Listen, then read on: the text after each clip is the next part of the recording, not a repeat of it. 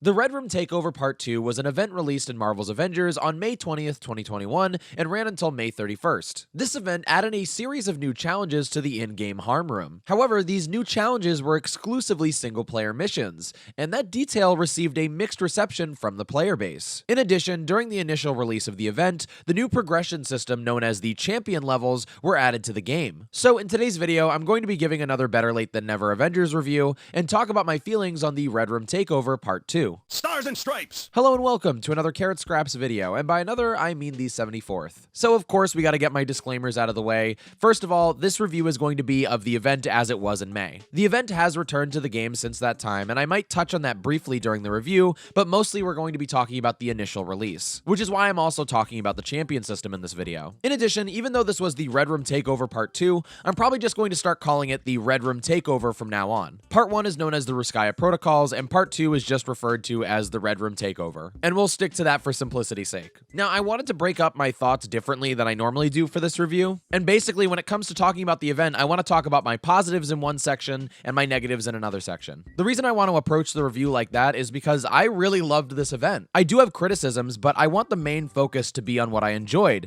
the content that was added to the game. In fact, I felt like I was a little distracted by my own criticisms when this event was first released, but eventually I realized that the criticisms that I had didn't come at the cost of the quality of the gameplay. And so to keep that focus in this review, we're going to start with the positives and then transition into the criticisms. And after that, we'll talk about the champion system. So with all of that out of the way, let's talk about the Red Room Takeover.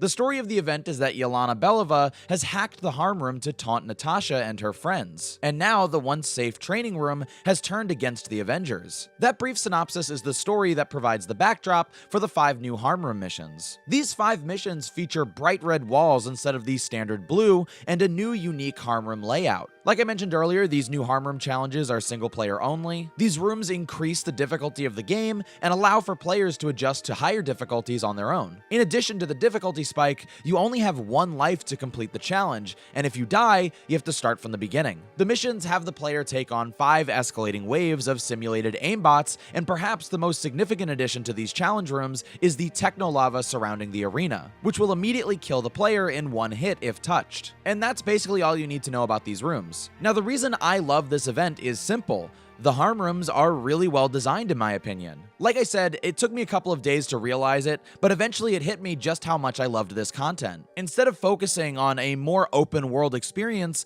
these levels zeroed in on a very small and simple space. That simplicity in design allows for a lot of creativity and gameplay in my opinion. These harm room challenges are completely focused on the gameplay, and I love that, especially since you're really only rewarded with level ups instead of gear during these missions. It's interesting, when playing these, I'm reminded a lot of Mario Brothers and the way that Nintendo designs Mario levels when playing these missions. There's the obvious reason, because the platforming draws comparisons, but the real reason is that these levels are focused more on gameplay than anything else, to the point where the harm room is potentially the simplest design in the entire game in terms of environments. But with that design aesthetic being simple, they can be really creative with the layouts. I really love the design layouts that are featured in these missions, and I feel like each of these missions are trying to teach the player how to get better at playing the Red Room. In fact, let's go over the design of the 5 Red Rooms to kind of point out what I'm saying. The simplicity of the first harm room, just being an island with a ring around it, is a really great introduction to the event. It teaches you about the techno lava and gives you a lot of space to experiment and correct yourself. You have a lot of room for error here, and you can kind of learn your boundaries with other enemies and with how you can recover from falling into the lava. I really feel like there's a great safety net to this first level. Then the second harm room gives you a very open space at the center, and then optional, more cramped environments at the sides. Now, there are cramped environments in the first level, but I feel like you really get a taste for them here. And similar to the first level, you also get these hazards in the form of the red lightning. These more cramped environments are prepping the player for the next challenge rooms. The third room gives a better introduction to verticality and switching between multiple floors. It also allows you to experiment with bounce pads. Now again, these rooms are very simple,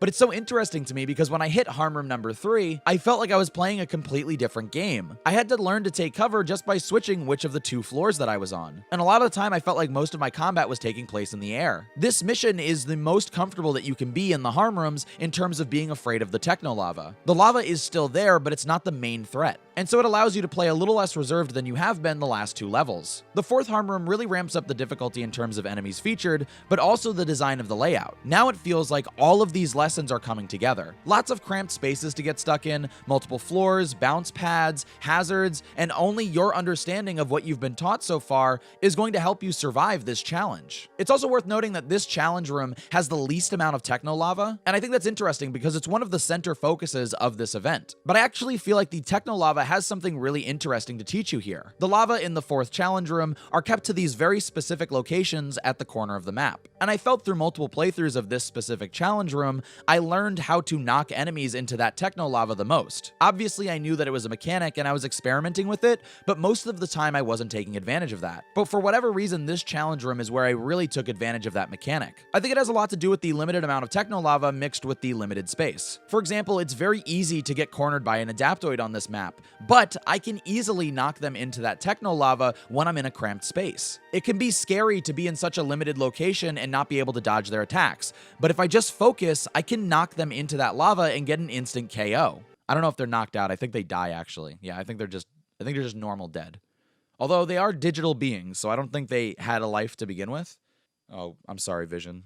I feel like that was really offensive. The final harm room is interesting to me because it kind of feels completely different than the rest of the rooms. If I had to guess the idea here, I'd say that now the walls have been removed, and while you might have more open space, you also don't have anything protecting you from falling into the lava. This is probably the challenge that has the most focus on avoiding that one-hit kill from the techno lava, especially when navigating those isolated bounce pads and those thin pathways. And I think there's a greater likelihood that that is the intended challenge of this final room because the previous challenge took away so much of the lava, because they were really going to hit it with you in that final challenge. And those are the 5 challenge rooms. The fact that I was able to talk about those 5 challenge rooms and what they taught the player to survive is exactly what I love about this event. Again, I think the reason I love this so much is because they remind me of Mario Brothers games and Nintendo game design. Those challenge rooms are focused on gameplay, but they're also teaching the player how to survive throughout the environment. I think this is a really unique gameplay philosophy when compared to the other missions that you normally see in the game,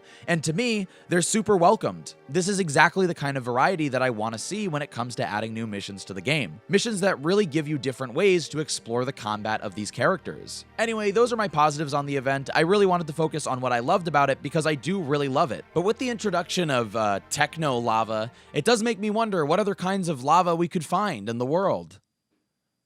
I don't know. I don't have any other idea. That's it. That's all I got is just I wonder what other lava there is. I don't have any examples for you. I mean, what other kinds of lava are there? Hot lava and techno lava. Those are the 2 types. I shouldn't ask these questions if I don't have an answer. I'm starting to realize.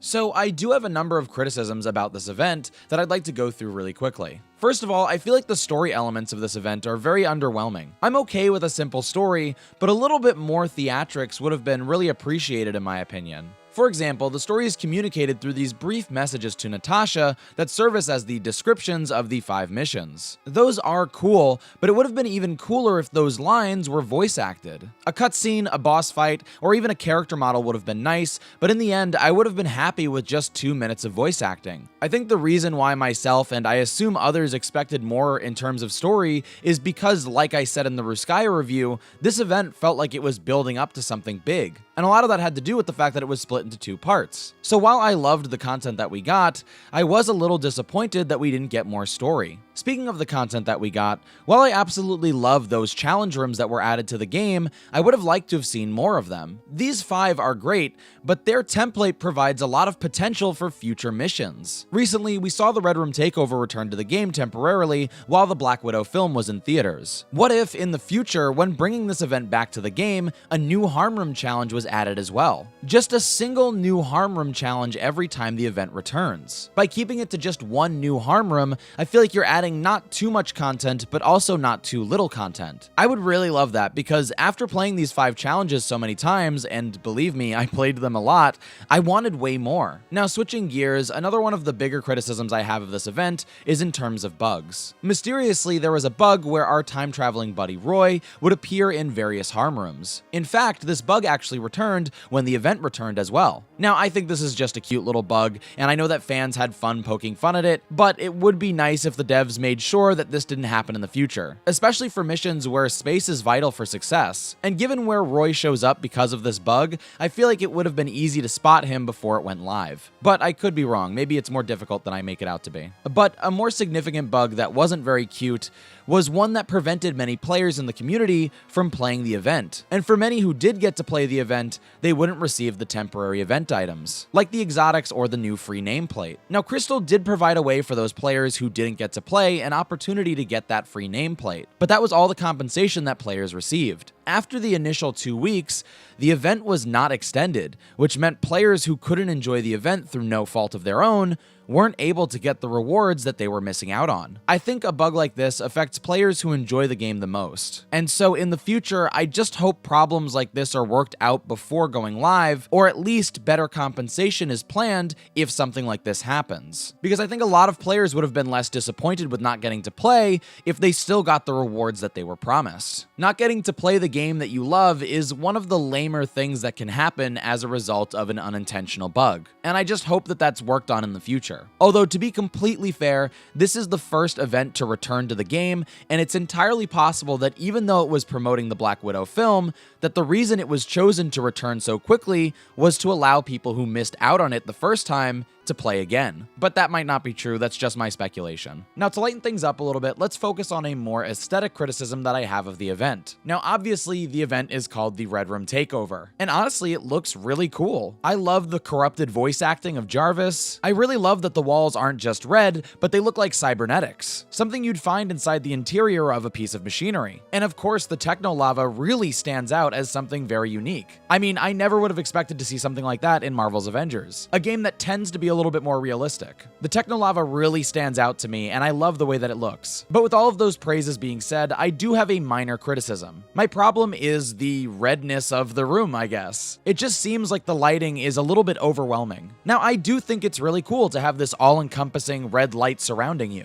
And you even have these pale spots where your character can be illuminated a little bit better. But I do think that the lighting tends to obscure whatever skin that you're wearing, which is never fun, especially when you tend to spend money on a lot of the skins in the game. And that's basically my criticism. It's not the end of the world, I really appreciate the immersion, but I found myself trying to change my skin multiple times while playing, only to find myself not really noticing a difference when I did. It honestly felt like it didn't matter what skin I was wearing when I was taking on these challenge rooms. Moving on to a bigger criticism, something that I thought would have been worked out for these red rooms specifically seems to have been overlooked when it comes to the combat. And that oversight in combat is the takedowns. As players are aware, there are takedowns in the game that will lock your character into an animation as you do damage to an enemy. But on multiple occasions, when I would enter a takedown state with an enemy, I would fall off of the platform into the techno lava. And of course, a mistake like that is an insta-kill. Again, I really feel like this should have been one of the first things that they had worked out when they came up with this idea. Because in these missions, which require precision and are a heightened difficulty, it was super frustrating to get really far only to die for a reason that wasn't fair. I lost a handful of times through no fault of my own. And honestly, it started to condition me not to use takedowns, which I personally don't like. Takedowns are one of my favorite parts of the game, and especially since I've paid money for a lot of the takedowns that I own. I still enjoyed the red rooms with this shortcoming, but I hope it's something that they work on in the future. Anyway, those are my criticisms about the Red Room event. With my positives and negatives out of the way, let's change the topic completely and talk about the Champion XP system.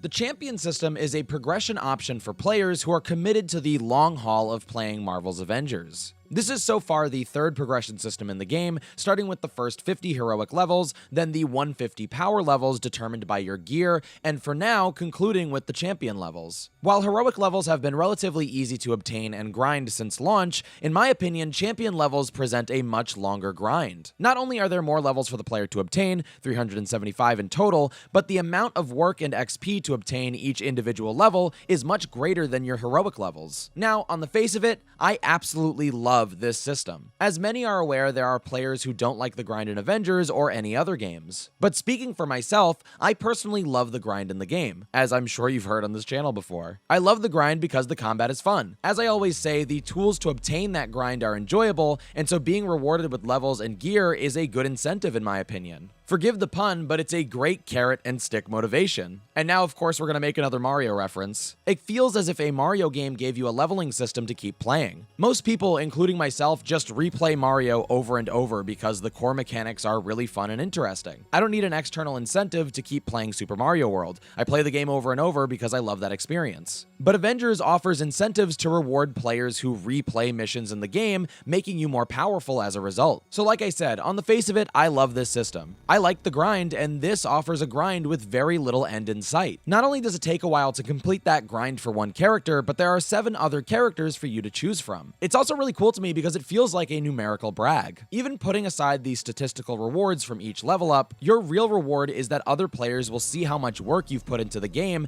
and be impressed. And I think the champion system provides that for Avengers in a way that hasn't been present before. Now, all of that being said, it seems some players aren't a big fan of this system. I've seen mostly people unhappy at launch, but I still hear people occasionally will mention this. But one of the big reasons why they're not a fan is because many are skeptical about the statistical rewards they're receiving. Now, I'm not the most technical person. I'm not educated when it comes to analyzing video games on that kind of level. I'm not great with stats, percentages, gear, or the specifics of how these characters level up. Most of the time, my criticisms will focus on a general experience rather than the nitty-gritty of how games work behind the scenes. Level design and visual design over nerfs and buffs, essentially. To be honest, a lot of the time, I just trust that the game is working the way it's intended. But it seems a lot of players in the community were critical of the champion system and whether it actually delivered on the buffs that it promised. Now, during a death stream. Whoa. In my script, it says during a death stream. What I meant to write was dev stream.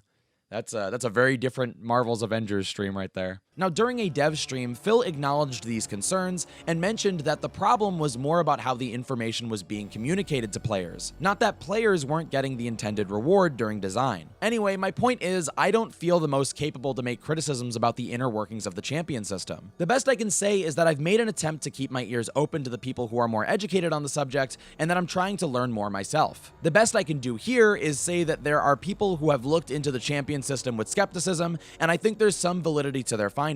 But I personally haven't noticed anything too alarming. But moving along, let's talk about my actual criticisms of the champion skill tree. Just keep in mind that these criticisms come from someone who has a casual understanding of how these systems work. I am no expert. I just like to play video games and give my opinion on them. So, the biggest problem that I have with the champion skill tree is in terms of how buffs are distributed amongst the categories and whether or not they are all equal. In the game currently, you cannot redistribute your skill points. And because it takes so long to earn these skill points, it's possible, at least temporarily, to create a specific build for your character. Now keep in mind, the goal for most players in theory is to unlock every single skill point on the skill tree. The only reason this subject is on my mind is that because the grind takes so long, especially when considering the multiple number of characters, I'm left wondering about temporary builds. For example, I wanted to invest my first 32 points for Black Widow into her ranged attacks. And for the Hulk, I wanted to invest his first 32 points into his fortification. However, even though both theoretically took the same amount of time to earn those points,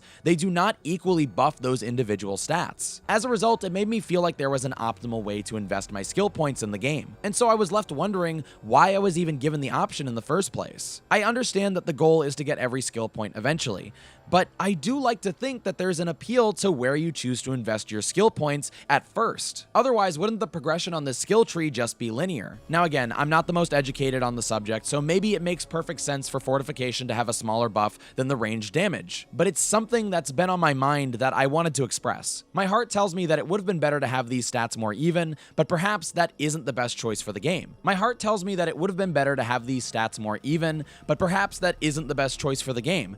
After all, there's a reason I don't develop video games. But my final verdict on the champion system is that I really love it. In its simplest form, it's a very straightforward carrot and stick motivation for me to continue playing Avengers. Now, of course, I was already playing Avengers, but it's nice to have a new reward. I do wonder, once more players hit that power ceiling, if there will be some new progression system introduced. I honestly don't know if that's something that myself or others would want. But speaking of hitting the power ceiling, I have run into players who have had a max level Avenger, a legendary champion level of 375. And as expected, those players are absolute monsters. They can delete high-level boss enemies like the Super Adaptoid from the Omega level threat in what is essentially one attack. And that's the end of it. Now, this is another subject that I don't feel comfortable having final say on. I love the game and play it regularly, but I play video games for fun. Many other players pour a lot of effort into perfecting their character and their builds. So I think the question of what to do about players who can one-shot enemies is more for them, not me. I've heard high-level players who are against making those changes,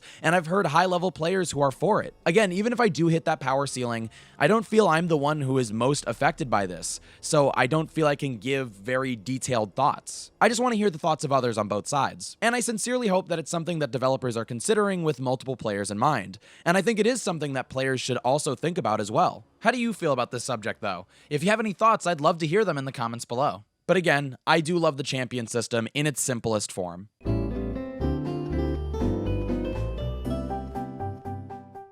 So like I said earlier, I had a lot of mixed feelings about the event when it was initially released, but I think that had to do more with the circumstances of its release than it did with the actual content. Once I took a step back and thought about the content that was actually added and what I value in the game, it turns out that I really loved the Red Room Takeover. Since the initial release, we've seen the Red Room Takeover return, and I'm glad that they're cycling established events in and out of the game throughout the year. I hope they consider adding more Red Room challenge rooms in the future, because I think it's a great way to add new content to the game in a very incremental way. I do still wish that the developers had prioritized a multiplayer event for all players to enjoy together, even though I understand the design philosophy that went into making the Red Room challenges as good as they were. I really do appreciate how great the single-player design is for these Red Rooms. But in the future, for a live service game, I think the design philosophy of an event should come from a multiplayer perspective. But even with that in mind, I really loved the Red Room Takeover, and it might even be my favorite event of the year, even though I still think that the Tachyon Anomalies event is what's best for the game as a live service. And when it comes to the champion system, though I'm still listening for criticisms from the community, it seems like a great motivation for players to continue playing. And you better believe that I am simultaneously really proud and super ashamed of my Black Widow's champion level. It's just this weird conflict I have. I love that she's in the 60s, but she hasn't broken 70 yet, so have I really been working hard enough? Do you know what I mean? Okay, anyway, that's gonna do it for this video. If for some reason you enjoyed this video, don't forget to give it a like and to subscribe to my channel for more. As regular viewers know, I make a variety of content on my channel, and I'm always gonna make the videos that I wanna make, but if you see something you like, make sure to let me know, and I'll try to prioritize that kind of content in the future. Also, if you want to participate in the Carrot Comic Book Club, make sure to read All New, All Different Avengers number 1 through 3, and check out my social media to stay notified of what I'm doing next. We should have a video at the end of the month going over that book. In addition, on my Twitch channel today and this week, I'm going to be playing a lot more Marvel's Avengers than I normally do. It's a big week for the game. We're getting a lot of content, including the Black Panther War for Wakanda expansion. And so as a result, I'm going to be on stream way more than I normally am every single day playing the game. So if you want to join me for that celebration, check me out on Twitch at twitch.tv/carrotscraps. And all my other social media, Twitter, TikTok, and Instagram are at carrotscraps as well. So I want to thank you again so much for watching, and I'll see you soon.